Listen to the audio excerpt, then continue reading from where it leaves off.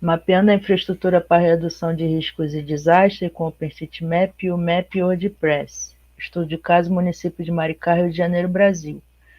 Quando nós iniciamos o projeto UFMAP UFRJ, foi em 2023, nós temos o curso, né, de capacitação, que é o curso que está lá disponibilizado online. E em 2024, ano passado, então, no primeiro semestre, a gente pensou nesse projeto. Por que em Maricá? Porque Maricá já era de estudo de alguns professores da FRJ, né? Nós temos a professora Alessandra de Freitas, que é da Politécnica da FRJ, mas tem outros professores também de laboratórios parceiros, como o laboratório da Faculdade de Formação de Professores, né, da UERJ, lá em São Gonçalo, que também eles têm realizado mapeamentos na área de Maricá. E é um município que ele vem sofrendo, né, não tão intensamente, mas com uma certa frequência, de alguns eventos desastrosos. Então, tem inundações lá, erosão costeira e deslizamento de terra, que eu vou mostrar as fotografias também ao longo da apresentação. Aqui é a estrutura da minha apresentação, vou mostrar a área de interesse rapidamente, qual a motivação, as fases do mapeamento e um pouco sobre os mapas web que estão sendo construídos ainda. A área de interesse, como eu falei para vocês, é o município de Maricá, no estado do Rio de Janeiro, Brasil. Ele é um município que tem um complexo lagunar bastante expressivo, né? Esse complexo lagunar, ele não se restringe apenas a Maricá, ele continua pelos outros municípios, como Saquarema e outros da região dos lagos. Então vejam que essa ocupação que vocês já podem observar aí pela fotografia, os créditos das fotografias utilizadas estão no final da apresentação, vocês vejam que a própria ocupação, né, que foi sendo realizada nas margens desse complexo lagunar tem favorecido a ocorrência de desastres, né, por vezes. Aqui é a localização da área no mapa do Brasil, no OpenStreetMap, para vocês terem noção, que ela, inclusive, ela está na faixa tropical, né, que é uma faixa que a gente conhece, que tem esses eventos de muita precipitação, e essa conformação, né, vocês podem ver também aqui no mapa do OpenStreetMap, agora numa outra visão, todo esse complexo lagunar, então, ele favorece a ocorrência de áreas de desastre nessas áreas de risco que foram mapeadas. Essas 7 daqui foram mapeadas pela pesquisa da professora Alessandra de Freitas, mas a própria orientação nacional do CEMADEM tem os dados também de área de risco dos municípios brasileiros e a gente vai recuperar essa informação também para fazer a comparação, se as áreas que foram mapeadas pelo órgão federal são as mesmas que foram mapeadas pela professora, né, pelo desenvolvimento da pesquisa da professora na FRJ. Então, são 7 bairros e vejam que os bairros eles estão marcados sempre próximos ou a relevo de grande elevação ou próximos ao complexo lagunar. Aqui são fotografias dos eventos, de alguns eventos que aconteceram mais expressivos. Então, por exemplo, houve uma inundação grande em janeiro de 2020, chegando até quase o telhado, né, praticamente chegando até o telhado das edificações. É um município que também tem uma erosão costeira expressiva numa localidade lá, que é um bairro também, que é a Barra de Maricá, não sei se as pessoas conhecem. A Barra de Maricá é um cordão arenoso que tem uma área de proteção ambiental, mas que tem ocupação, né? Já tinha colônia de pescadores lá e está lá até hoje, mas também começou a ser ocupada por casas de veraneio e etc. E a maioria dessas casas de veraneio, elas estão exatamente localizadas naquilo que a gente chama na praia da berma. A berma seria, então, a localização na praia onde tem a vegetação da restinga. E como essas edificações elas estão exatamente nessa área, a gente não tem mais a proteção da costa, né, em relação à erosão. Quando o mar avança, ele destrói essas edificações que estão no local que elas não deveriam estar. Aqui é uma imagem também de deslizamento de terra no evento de muita precipitação que ocorreu em dezembro de 2022. E passando agora às fases do mapeamento, né, a gente está fazendo ainda a aquisição dos dados. Acho que é claro, né, para as pessoas, né, pelo menos as pessoas brasileiras, que a gente tem a problemática dos dados aqui no Brasil, tanto a questão dos dados estarem disponibilizados, né, a gente tem muita ausência de dados, mesmo nos centros urbanos, quanto a questão da qualidade dos dados. Então, por vezes, o dado está disponível, mas ele não tem qualidade suficiente para ser mapeado. E ainda tem a questão da compatibilização da licença, porque como o OpenStreetMap ele tem a licença que ele adota, que é o DBL, que é uma licença que ela é própria para banco de dados abertos, tem que ser verificado se os dados que a gente está prospectando têm a licença compatível com a licença dele. Senão você não pode colocar na base cartográfica. Então, está sendo ainda realizada essa etapa de aquisição dos dados junto aos órgãos públicos. E além dos dados dos órgãos públicos, a gente conta também com os próprios dados do OSM. Então, temos realizado também algumas mapatonas e tem alguns projetos também no Hot Task Manager, e os grupos, né, principalmente o grupo da UFRJ, tem se dedicado a mapear algumas feições que dá para a gente mapear diretamente nele, né, sem fazer importação de dados oficiais. Quando terminar a fase da aquisição dos dados, a gente vai partir para a validação dos dados, que aí é a verificação se tem duplicidade de dados, por exemplo, e conforme eu falei, fazer a adequação desses dados à base cartográfica do SM em si. Além disso, no final, tornar todas essas informações disponíveis por meio de uma plataforma aberta de mapa web, porque qual é o interesse? Que essas informações que fiquem disponíveis não apenas para o gestor, para os gestores e pesquisadores, mas para a população no modo geral.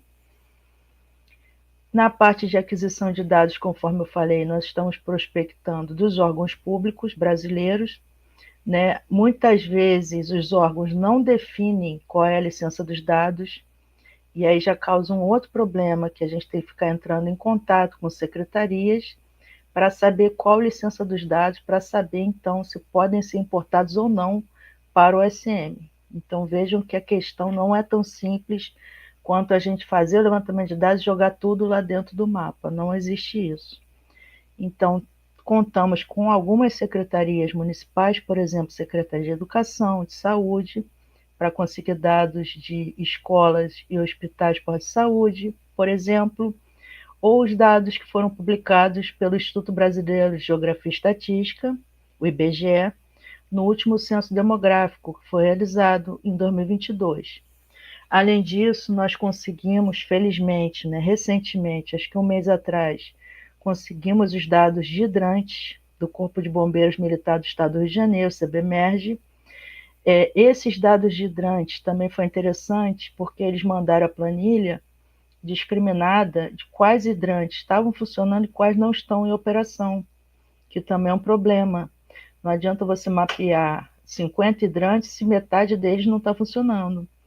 E acabei descobrindo, que é uma coisa que eu também não sabia, que no próprio OpenStreetMap tem etiqueta para isso, para dizer se o hidrante está em operação ou não. Então a gente vai descobrindo, o OpenStreetMap ele tem tanta coisa que dá para você fazer com ele, que eu há 3, 4, 5 anos ainda estou descobrindo coisas, né, etiquetas novas, e é possível sim vocês mapearem os hidrantes e especificarem com a etiqueta se ele está em operação ou não. Além de outras fontes oficiais e dados dos pesquisadores que têm interesse na nossa mesma área de interesse, que é a Area of Interest, né, a AOI. Na validação dos dados, então, né, que vai ser posterior a essa fase da aquisição dos dados, é verificar a geometria das feições, principalmente aquelas que estão sendo mapeadas diretamente no Hot Task Manager, e aí dá para vocês fazerem isso pelo JOSM. Algumas pessoas têm um pouco de medo do JOSM, achando que ele é mais complexo e etc. Sim, ele é um pouco mais complexo que o ID, por exemplo, que é o editor que funciona na web, só que ele tem uma série de filtros, né, e plugins que ajudam na validação. Então, essa parte da geometria das feições, a gente sempre orienta que a pessoa faça com JOSM. Identificação da duplicidade dos dados e verificação da integridade dos dados também dá para fazer pelo JOSM e fazer pelo editor ID, né? Tem os validadores dos dois programas, sendo que o validador do JOSM ele é mais completo do que o validador do ID. E ainda tem outros softwares, né, que são utilizados especificamente para validação. Então, tem os nomes aqui, né, dos softwares. Quando a apresentação ficar disponibilizada, provavelmente na semana que vem, o que a gente recomenda é que vocês conheçam esses aplicativos. Então, tem o OSM, tem o SMCHA, que tem até um rapaz aqui do Brasil que é um dos principais desenvolvedores, o Osmose e o SM Inspector. Além disso, né, além de verificar geometrias, se tem feições duplicadas, a gente também quer verificar a adequação das etiquetas. Então, com esses mesmos programas, o OSM, o OSMCHA, o Osmose e o OSM Inspector, a gente consegue verificar se houve erro na atribuição das etiquetas, né? Porque o OpenStreetMap ele trabalha com um conjunto de etiquetas que funcionam sob um padrão, né? Para a gente conseguir ter a coerência dos dados, né? É necessário que as etiquetas estejam corretas. E a gente consegue fazer verificação, então, com esses mesmos aplicativos. Na disponibilização dos dados com licença compatível com o DBL, como eu falei, é verificar se os dados que a gente está levantando são passíveis de serem mapeados. Por exemplo, vou dar um exemplo, todos os dados do BGE, praticamente, eles estão disponibilizados sob domínio público, porém, nem sempre na página de download do órgão a gente encontra essa informação. Né? Eu sei dessa informação porque eu frequentei um mestrado numa escola de estatística do BGE, mas para a maioria da população, se essa população entrar lá no site do BGE, ela muitas vezes não vai encontrar essa informação. E isso às vezes causa problema, né? A pessoa fica com medo de utilizar aqueles dados, né, diretamente na base, sem saber ao certo se realmente pode ou não. Né? A orientação que a gente dá sempre, quando vocês quiserem fazer importação de dados oficiais, não do IBGE, assim, um órgão federal, mas de uma secretaria, por exemplo, municipal, é verificar com a própria secretaria. Então, manda um e-mail formal, perguntando, né, você se apresenta, dá a justificativa do que você está fazendo, mostra o que você está fazendo resumidamente, pergunta qual licença dos dados você pode, se tem autorização para utilizar aqueles dados. Então, essa toda é a problemática da compatibilização dos dados na base cartográfica, de acordo com a licença. E aí, como a gente pensou em disponibilizar as informações numa plataforma web aberta, de mapeamento web, eu resolvi fazer esse desenho da pesquisa da seguinte forma. Até um amigo próximo perguntou por que está fazendo 2 mapas, né? Por quê? Porque no UMAP, que é um framework que eu vou mostrar melhor na semana que vem na minha palestra, ele é um framework que você pode montar um mapa web bastante rápido, muito rápido. Em coisa de 1 hora você monta um mapa web. E ele está sendo usado por nós, pela nossa equipe, para fazer a entrada desses dados brutos. Então, a gente faz a entrada dos dados e a visualização de dados primários, que dá para a gente também fazer visualização com camadas dinâmicas. Né? A partir do próprio UMAP, você coloca a camada dinâmica com uma consulta diretamente lá da API Overpass. O UMAP ele já vem com essa capacidade de você criar uma camada dinâmica, por exemplo, para mostrar as árvores que estão mapeadas no OSM. E aí a gente tem usado o UMAP para isso, para colocar os dados brutos, né, e gerar as camadas dinâmicas. No UMAP, né, esses dados, como eles já estão lá no OpenStreetMap, eles são passíveis de ser alterados, né, porque os dados estão lá na base cartográfica do SM. Então, eu posso ter uma escola hoje que está mapeada corretamente, mas uma pessoa, sei lá, pelo motivo que for, ela entra lá no SM e altera o nome da escola. A gente não tem controle sobre isso. Então, por isso que a gente pensou num outro webmap, um outro mapa web, que é diretamente no WordPress, que é um framework para fazer página web, que o IVIDS.org Vivide.org já funciona com o WordPress, e o WordPress ele tem o plugin SM. Então, o que a gente está fazendo é aqueles dados que foram colocados no SM e que estiverem corretos, que a gente já tiver feito validação, a gente vai então colocar no WordPress, que tem já a instalação desse plugin SM, e ali eu consigo controlar o ambiente, né? Porque os dados que vão estar nesse segundo mapa web, ninguém consegue mexer, só eu e as pessoas autorizadas por mim. E por isso que nós pensamos dessa maneira. Aqui é uma imagem da tela do UMAP, né? Com uma pequena apresentação aqui do lado. Tem um link também no PDF da apresentação. Quando vocês estiverem com a apresentação, vocês podem consultar o mapa. E aqui a imagem do mesmo mapa, com essas informações já no WordPress com o plugin SM, num ambiente que ninguém mexe, a não ser eu e as pessoas que autorizar. Então não é um mapa com informações públicas. Esse mapa aqui, sim. Então, por exemplo, as camadas que eu coloquei aqui, que são dinâmicas de escolas, como eu estava dando exemplo, se alguém mudar o dado da escola, vai aparecer nesse map aqui com dado alterado. Nesse segundo aqui, não. Então, esse segundo já é para a gente começar a colocar as informações corretas e validadas, né? Já colocamos a base de escolas, né? Já está aqui, já estão 3 camadas aqui. A base de escolas e a base de sirenes, de alerta de emergência, tanto alerta geológico quanto alerta hidrológico. E aí passar o restante desses dados aqui, é uma lista extensa, né? A gente colocou áreas vulneráveis a desastres, a parte, né, de áreas vulneráveis a desastres, como eu comentei, é da professora Alessandra de Freitas, da Politécnica da FRJ.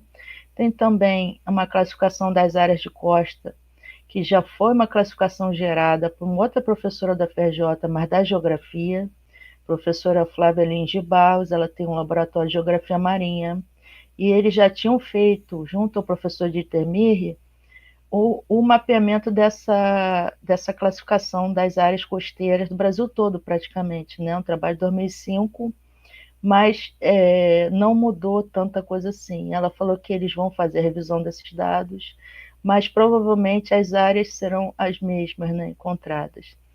E aí o restante são informações sobre infraestrutura, porque o nosso objetivo é justamente fazer esse mapeamento de infraestrutura que seria relevante para a questão dos desastres e enfrentamento de desastres. Então, por exemplo, localização de clínicas, pós-saúde, escolas. Por que escolas? Porque em muitas localidades a escola é o local de abrigo. Quando tem uma inundação, um desastre, alguma coisa, a pessoa corre para a escola mais próxima. Clínicas, já falei, as estações de alerta e alarme, né? Elas já foram mapeadas, mas pelo que o responsável da Defesa Civil estava falando, vai ser expandida ainda essa rede, eles vão colocar mais sirenes, né, que tem áreas lá. Pelo próprio mapeamento que a gente fez, a gente viu que tem áreas de risco lá que estão sem sirene, e eles vão providenciar isso ainda. Então, essa camada aqui ainda vai crescer um pouco, né, de dados. Além disso, as estações de monitoramento, estações hidrológicas e meteorológicas. Os hidrantes, que eu já comentei com vocês, que a gente conseguiu do Corpo de Bombeiros, e que tem como no OpenStreetMap mapear com etiqueta, dizendo se está em operação ou não.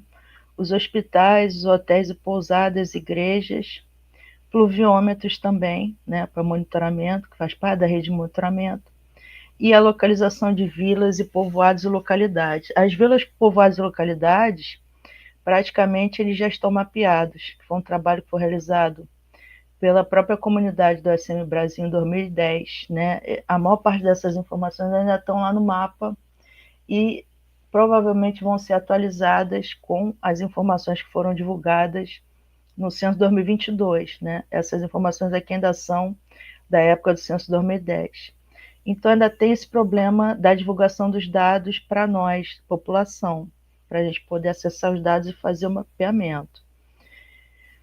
Aqui a referência das fotografias que eu utilizei, né? A maior parte das fotografias elas foram publicadas ou na Wikipédia ou em canais de informação, né? Em blogs de informações da mesma cidade, Maricá. As outras imagens fui eu mesma que capturei, imagem de mapa web, etc. E eu faço aqui então a atribuição aos contribuidores do OpenStreetMap. Todas as vezes que vocês usarem um print de tela como esses, assim, do mapa, e que tem o OpenStreetMap, vocês precisam fazer a atribuição aos contribuidores do OpenStreetMap.